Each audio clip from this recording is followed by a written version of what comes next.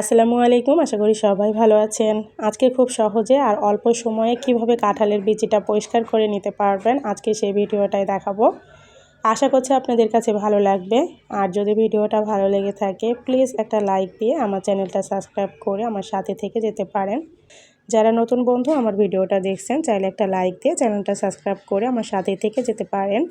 পাশে থাকা বেল বাটনটি অল ক্লিক করে দিবেন, এতে করে নতুন কোনো ভিডিও ছাড়লে সবার আগে দেখে নিতে পারবেন। যারা এই কাজটা করে রেখেছেন তাদেরকে অসংখ্য ধন্যবাদ ও ভালোবাসা। কাঁঠালের বিচি পরিষ্কার করার জন্য দেখতেই পাচ্ছেন আমি এখানে বেশ অনেকটাই কাঁঠালের বিচি নিয়েছি। আর কাঁঠালের বিচিগুলো আমি এখন উপরের যে সাদা খোসাটা এটা কিন্তু ছিলে পরিষ্কার করে নিয়ে তারপরে হচ্ছে যে লাল অংশটা এটা কিভাবে খুব সহজে উঠিয়ে নিতে পারবেন আজকে সেই ভিডিওটাই দেখাবো।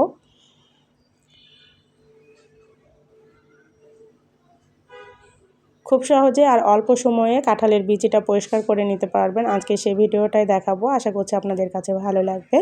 এর থেকে সহজ নিয়ম আমার জানা নেই যে কিভাবে কাঁঠালের বিচিটা পরিষ্কার করা যায়। উপরে যে সাদা খোসাটা এটা কিন্তু আমি ছিলে পরিষ্কার করে নিয়েছি, এবার লাল অংশটা তুলে নিব। কাঁঠালের বিচিগুলো যদি পরিষ্কার করে তারপরে তরকারি রান্না করা যায় এতে করে তরকারিটা কালো হয় না আর খেতেও ভালো লাগে।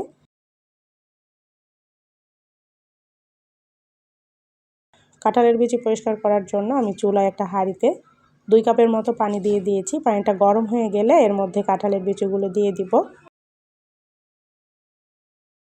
দেখতেই পাচ্ছেন এখানে কিন্তু পানিগুলো গরম হয়ে গেছে। আমি এর মধ্যে কাঁঠালের বিচিগুলো দিয়ে তারপর একটু চামচের সাহায্যে নাড়াচাড়া করে ঢাকনা দিয়ে দিব। ঢাকনাটা দিয়ে আমি 2 মিনিট জাল করে নিব। তো 2 মিনিট পর ঢাকনাটা সরিয়ে একটু নাড়াচাড়া করে দিচ্ছি। কাঁঠালের বিচিগুলো একটু উল্টিয়ে পাল্টিয়ে দিব, দিয়ে আবারও ঢাকনা দিয়ে 3 মিনিটের মতো জাল করে নিব। প্রথমে ঢাকনা দিয়ে 2 মিনিট জাল করে তারপর একটু নাড়াচাড়া করে দিতে হবে। এরপর আবারও ঢাকনা দিয়ে 3 মিনিট জাল করে নিলেই হবে, মোট 5 মিনিট জাল করে নিলেই হবে। এই তো দেখতে পাচ্ছেন আমি কিন্তু 3 মিনিট পর ঢাকনাটা সরিয়ে দিয়েছি। আর দেখতে পাচ্ছেন পানির রঙটা কিন্তু অনেকটাই লাল হয়ে গেছে। কাঁঠালের বিচির ওপরের যে লাল অংশটা এটার থেকে অনেকটাই কষ বেরিয়ে গেছে। আমি 5 মিনিট জাল করে নিয়েছি। এবার চুলাটা বন্ধ করে এগুলোকে একটা চালনিতে আমি ঢেলে নিব। এত সহজে কাঁঠালের বিচি পরিষ্কার করা যায়, ভিডিওটা না দেখলে আপনারা বুঝতে পারবেন না যে কাঁঠালের বিচিটা পরিষ্কার করা কতটা সহজ। ভিডিওটা না টেনে পুরো ভিডিওটা দেখার চেষ্টা করবেন, আশা করছি আপনাদের অনেক বেশি উপকারে আসবে। কাঁঠালের বিচিগুলো আমি একটা চালনিতে ঢেলে নিয়েছি, দেখতে পাচ্ছেন। এবার কিছুটা ঠান্ডা করে নিতে হবে। কাঁঠালের বিচিগুলো পুরোপুরি ঠান্ডা করা যাবে না, কিছুটা গরম থাকা অবস্থায় এগুলোকে পরিষ্কার করে নিতে হবে। আমি এরকম একটা বাটনি নিয়েছি, বাটনির মধ্যে এবার কাঁঠালের বিচিগুলো নিয়ে নিচ্ছি। এরকম বাটনি আমাদের ঘরে কম বেশি সবারই আছে। তো এই বাটনির মধ্যে নিয়ে তারপরে হচ্ছে কাঁঠালের বিচি পরিষ্কার করে নিব। আর এই বিচিগুলো কিন্তু একেবারে ঠান্ডা করা যাবে না, এটা কিছুটা গরম থাকা অবস্থায় পরিষ্কার করে নিতে হবে। কাঁঠালের বিচির মধ্যে আমি সামান্য একটু পানি দিয়ে দিচ্ছি। পানিটা দিয়ে তারপরে এই তো দেখতেই পাচ্ছেন এভাবে ঘষে ঘষে বিচিগুলো পরিষ্কার করে নিতে হবে। এখানে বলে বোঝানোর কিছুই নেই, দেখে বুঝে নিতে হবে। এই তো দেখতে পাচ্ছেন এভাবে ঘষে ঘষে কাঁঠালের বিচিগুলো পরিষ্কার করে নিতে হবে। আর কয়েকবার ঘষা দিতেই দেখতে পাচ্ছেন কত সুন্দর পরিষ্কার হয়ে যাচ্ছে। মাত্র 5 মিনিটে এভাবে কাঁঠালের বিচিগুলো আপনি পরিষ্কার করে নিতে পারবেন কোনো রকম ঝামেলা ছাড়াই।